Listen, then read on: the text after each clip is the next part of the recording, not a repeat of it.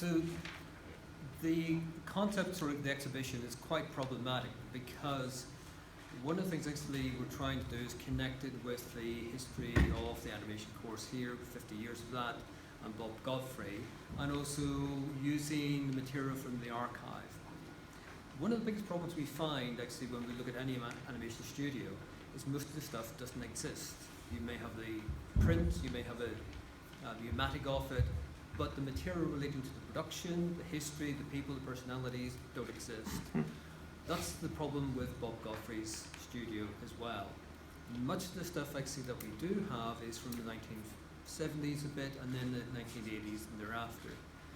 So unraveling that to try to do an exhibition is really quite problematical, equally when people expect to see rhubarb and Henry's cats. So I've pulled those out because I really wanted to show one of the threads I think is really important with animation. It's a collaboration. You can't do an animation feature film or a short without a team of people.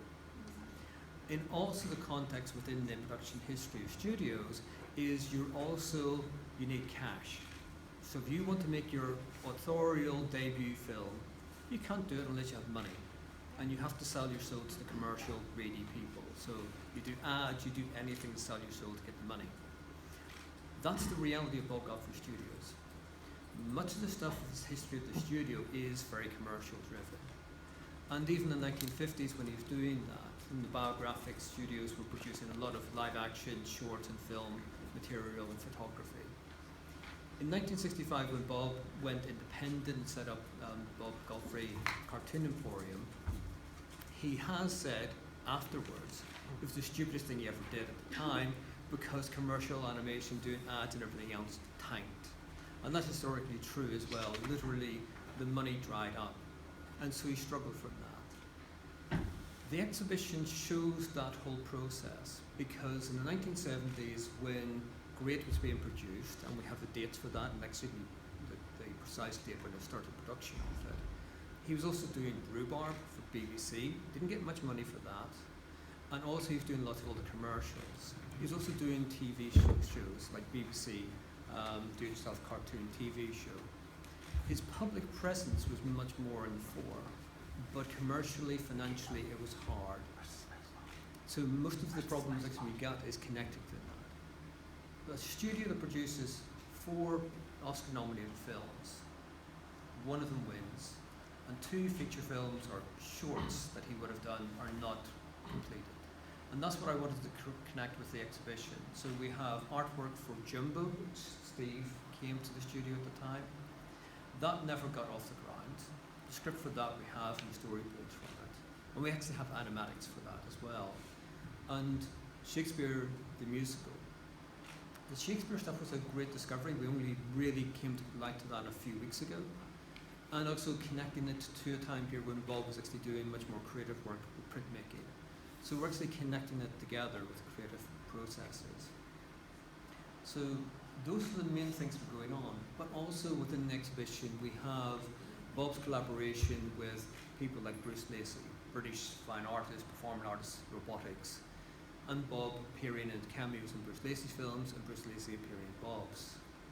So there's a sort of live action aspect of it. In the exhibition, the very front display case of it, I have a book by Michael Bentine's biography and a book about the 47 Royal Marine Commandos. Both of those are about Bob's war experience and how war informs the mentality of survival and collaboration. That actually is the heart of what I think Bob was. He was collaborator, facilitator with many other people. And his voice creeps through at times, but often we don't really get a chance to see truly who Bob was and what his humor was and what his world was like. But when we get access to the cartoons, the drawings, and photographs of the studio itself, we get some insight to it. I have included in the exhibition some of the cartoons. There's a brilliant one of Danger Mouse stretching out Henry's cat. And then there's another one actually where Henry's cat's basically been playing Penfold for a couple of episodes and saying, oh, don't worry, Penfold will come back in holidays. That's the humor of the studio. Saying that those are the safer ones I could show in public, There's a lot of obscenity stuff that goes on within the studio, which I've not put into the exhibition, so I'm censoring that. I was traumatized by coming across some jelly baby stuff in there, which you never want to see.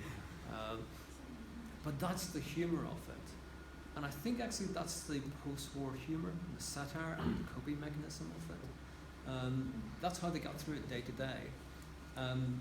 The films, I hope everybody gets a chance to sit down and watch them because they give you another insight to the studio, the live action. In particular, my favourite is the Battle of New Orleans because we've only shown that at about 6 film festivals ever, and that's rarely seen.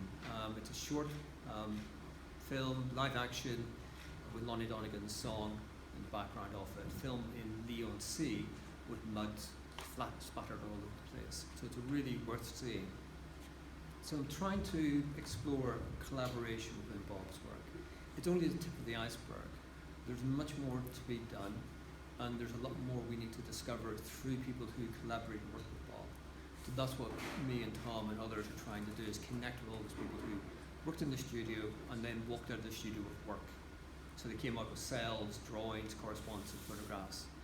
And also, we want to look at Bob as a term of an internationalist, because he taught in Vancouver, he went to Zagreb during the Civil War. You know,